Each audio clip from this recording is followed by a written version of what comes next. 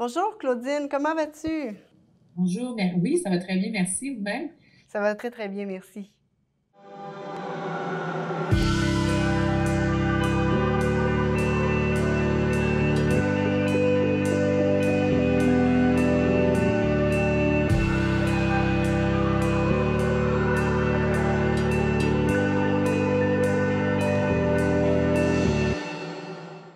Bonjour à tous et bienvenue à vos nouvelles du voisinage.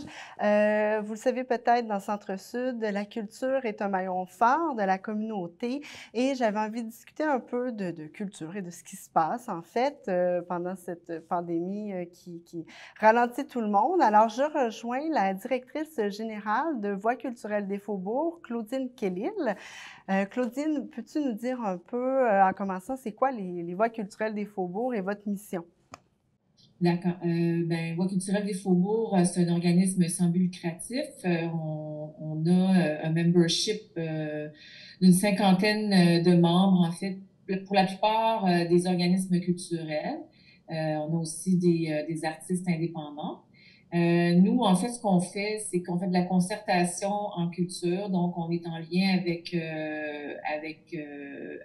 le politique, un peu pour faire valoir certains dossiers. On fait aussi la promotion de l'offre culturelle du quartier et on organise aussi des événements fédérateurs d'énergie créatrice, si on veut. Donc, si je pouvais résumer, c'est qu'on fait un peu de la culture un moteur de développement social. Mhm. C'est justement, vous êtes très actif dans les faubourgs, dans le centre-sud. Quelle activité parvenez-vous à faire à l'heure actuelle? Ben, c'est sûr qu'on est assez limité dans nos activités parce que l'ensemble du milieu est pas mal paralysé. Toutefois, il y a beaucoup de gens qui ont été créatifs, qui ont mis en ligne plusieurs événements ou pièces ou donc il s'est passé quand même des choses. On arrive un peu au bout de ça, je dirais, là, après presque 3 mois. Mais nous, en tout cas, ce qu'on a continué à faire, parce qu'on pouvait pas vraiment créer des événements, en tout cas, donc ça a été mis en pause. Donc nous, ce qu'on a fait beaucoup, c'est de promouvoir en fait toutes les initiatives qui avaient été faites virtuellement, puis aussi de faire connaître certains travailleurs culturels ou créateurs des faubourgs. Donc on a fait des entrevues beaucoup avec des gens du quartier qui travaillent dans la culture. Puis l'idée, c'était de les faire connaître un petit peu, puis de faire connaître leur parcours. C'est ça, justement, si on va sur votre page Facebook, là, les Voix culturelles des Faubourgs, on a tout plein d'informations culturelles très intéressantes à regarder, là, si on veut avoir Oui, un peu de culture en ces temps plus difficiles. oui. Est-ce que vous pouvez nous donner un petit peu une idée de qu'est-ce qui se passe dans le domaine culturel dans le Centre-Sud en ce moment ou dans Montréal plus généralement? Ce que vous entendez de vos collègues, des autres organisations? Ben, c'est sûr que tout le monde est un peu confus par rapport à la suite des choses parce que, tu sais, un théâtre, tu sais, c'est de l'art vivant. Puis c'est sûr que ça se traduit moins bien virtuellement. Tu sais, comme ils l'ont beaucoup fait valoir dans les médias et partout, ils ont besoin d'un public, tu sais, ils ont besoin de ce contact-là. Donc, c'est sûr que on nous demande beaucoup de nous réinventer, mais c'est ça, le numérique, ça a ses limites à un moment donné. Puis ça, c'est pas de la faute de personne, c'est-à-dire que je pense que les gens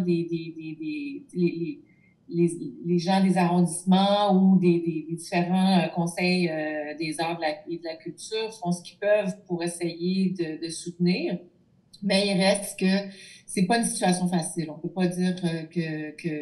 Puis donc, on est tous un petit peu... Premièrement, on sait pas vraiment quand... On n'a pas de date encore à savoir quand on va pouvoir reprendre nos activités. Puis ça, ben, c'est pas de la faute, comme je disais, de personne. C'est-à-dire qu'on sait pas s'il va y avoir une nouvelle vague de contagion, si on veut. Donc, pour l'instant, tu sais, ce qu'ils nous disent un peu, puis ça reste encore vague, c'est que, tu sais, il se passera pas grand-chose en 2020, en tout cas pour ce qui est des performances en présence. Là, Non. donc, je pense que la reprise est plus envisageable au début de 2021. Alors, ben, pour l'instant, c'est un peu ça notre directive un peu informelle, je dirais. C'est ça. Et il y a plein d'initiatives culturelles qui ont été développées, adaptées au cours des derniers mois. Est-ce que vous avez certains coups de cœur, peut-être des choses qui viennent de Centre-Sud, des faubourgs, là, à nous Ben, c'est partager? sûr que, tu sais, comme l'usine C qui a mis en ligne la plupart de ses productions, il y a aussi la Galerie du CAM qui a rendu la plupart de ses expositions et dans ses archives aussi, elle a mis, elle a rendu accès à toutes ces expositions qui avaient été documentées. Donc, c'est une belle façon aussi de pouvoir aller voir tout ce qui s'est fait, mais c'est un peu comme une visite virtuelle d'une galerie. Ça, c'est intéressant. C'est sûr aussi, il y a eu une initiative que j'ai trouvée intéressante pour les arts visuels qui s'appelait Les Encans de la quarantaine. Ça, c'est pas nécessairement issu du Centre-Sud, mais c'était une bonne idée. Tu sais, c'était vraiment d'essayer de faire en sorte que les artistes visuels puissent vendre leur travail. Donc, c'est un peu sous la forme d'un encan silencieux, comme on appelle, où les gens vont mettre un prix, puis donc il va y avoir une enchère là, sur certaines œuvres. Moi, j'ai trouvé ça assez brillant, surtout que c'était couplé avec des entrevues avec les artistes, tout ça. Donc, c'était une belle façon de les faire connaître puis de les soutenir financièrement. C'est ça. Et d'ailleurs, comment les gens peuvent faire s'ils ont envie de soutenir la culture en ce moment? Quelles actions les citoyens peuvent prendre? Ben, c'est sûr que ça peut commencer par ne pas se faire rembourser un billet que vous avez acheté pour un spectacle. C'est, moi, je pense que comme il y a eu beaucoup d'annulations, ben, le fait de ça, c'est probablement le premier geste qui pourrait être accompli justement de donner ce billet-là, parce que tous ceux qui sont, comme par exemple les théâtres qui sont en fait qui ont une billetterie, ben, c'est sûr que eux autres, ils perdent beaucoup, là, financièrement. Ça va être un gros coup pour eux. Donc, ce serait ça. Après ça, ben, c'est sûr que quand il va y avoir des plateformes où il va y avoir une monétisation de la culture, parce que là, tranquillement, les appels de dossiers nous amènent vers ça, à essayer de trouver justement des plateformes indépendantes pour diffuser la culture québécoise. Donc, que ça soit pour la musique, que ça soit pour les arts, ça, que les gens comprennent qu'à un moment donné, ça peut pas toujours être gratuit. Donc, on a pris un peu l'habitude d'écouter de la musique sans la payer. Puis là, maintenant, avec la crise du COVID, il y a eu beaucoup de contenu qui a été rendu disponible gratuitement. Mais ça ne pourra pas continuer éternellement. Puis les gens, en fait, il faut qu'ils comprennent ou ils transforment un peu leur perception de ça. Oui, non, tout à fait, hein. C'est beaucoup de contenus qui ont été donnés gratuitement, mais là, il faut, pour nourrir la culture, il faut ça prend des fonds, ça prend des sous, là, et Ça l'État prend donne des sous, beaucoup en puis ce je moment, pense donc qu'on a compris à quel point la culture était importante dans la vie des gens, même pour ceux qui l'avaient pas compris. Je crois que cette situation-là a fait en sorte que ils ont bien vu que tout ce qui se passait en ligne, tu sais, c'est comme un film, c'est de la culture, tu sais.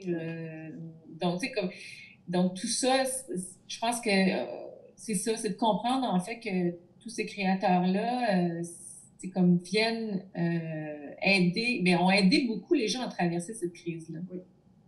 Ah non, tout à fait. Heu, Est-ce qu'on peut avoir une idée, une image de ce que pourrait ressembler la culture, post-confinement? Est-ce que vous envisagez déjà des manières de faire peut-être différemment, vos activités ou, vos membres qui Ben, c'est cherchent? ça qu'on pense. Ça implique qu'il va y avoir moins de monde. Ça implique aussi que, ben, justement, on va se tourner un peu vers le numérique. Mais moi, j'ai des réserves personnellement par rapport à ça parce que, oui, c'est vrai que, tu sais, ça serait intéressant qu'il y ait, pour certains médiums, il y ait des plateformes numériques, mais ça peut pas ça peut pas s'associer à tous les médiums, en fait. Donc, on va voir. C'est sûr que si, par exemple, il y a des demandes de distanciation physique, ben, on va réfléchir dépendamment du lieu où on fait un événement à comment on peut faire ça. Euh, mais c'est sûr qu'il y a beaucoup de monde, comme je disais, comme il y a beaucoup d'appels de dossiers en ce moment par rapport à développer du numérique, ben, qui vont essayer de le faire. Ça peut, comme je disais, marcher pour un temps, mais après un certain temps, ça... Puis même pour les gens, c'est important de se rendre sur place, d'avoir un lien avec l'artiste, de sentir aussi la fébrilité des fois d'une foule ou de... Ça fait partie de tout ça, l'expérience de la culture. Ça peut pas juste être derrière un écran sans participer vraiment à ce qui se passe. Donc, à vrai dire, je pense qu'on est tous dans la même situation dans le milieu de la culture, que ce soit les créateurs comme les travailleurs culturels. En fait, on élabore plusieurs scénarios. C'est pas mal comme ça que ça se passe. On essaie de voir, OK, scénario 1, sans présence, scénario 2 avec, disons, c'est ça, une assistance qui est comme distanciée physiquement. Donc, tout ça, là, on essaie vraiment de réfléchir à tout ça. Mais je pense que même les fonctionnaires sont en pleine réflexion, essaient de voir comment on peut... je pense que tout le monde, il faut mettre un peu l'épaule à la roue. Mais c'est sûr que le milieu de la culture a été, dans cette crise-là, oublié pendant un certain temps, disons. Oui, c'est ça. Alors, Claudine, en terminant, on vous suit sur votre site internet voixculturelle.qc.ca pour avoir des nouvelles, des projets qui vont peut-être émerger au cours des prochains mois, on l'espère. Oui, ben on a en fait un sommet qui s'en vient, on l'a prévu pour mars 2021, mais ça va être un sommet sur les arts et la culture dans les faubourgs. Puis là, on va réunir vraiment des intervenants de chacun des milieux, autant la culture que le commercial, la jeunesse, tout ça. Parce qu'en fait, on réalise que le développement d'une stratégie culturelle, ben ça va, tu sais, faut le faire en, comment dire, faut le faire tous ensemble. Je pense que ça va, le commercial va dans la main avec la culture aussi parce qu'on apporte de l'eau au moulin, en fait. Tu sais, donc, ça va être une façon aussi de négocier cette sortie de crise-là, puis de réfléchir à certains enjeux qui sont liés avec le plan particulier d'urbanisme qui va être dévoilé dans son entièreté éventuellement. Donc, l'idée, c'est vraiment de voir de quelle façon on peut tabler sur la culture dans notre quartier pour en faire un vrai moteur de développement social et humain. C'est ça. Bon, bien, Claudine, merci infiniment de votre temps. Bien, ça m'a Puis, fait très plaisir. à la prochaine. À la prochaine. C'était Marie-Michèle Tourignoul. On se revoit bientôt.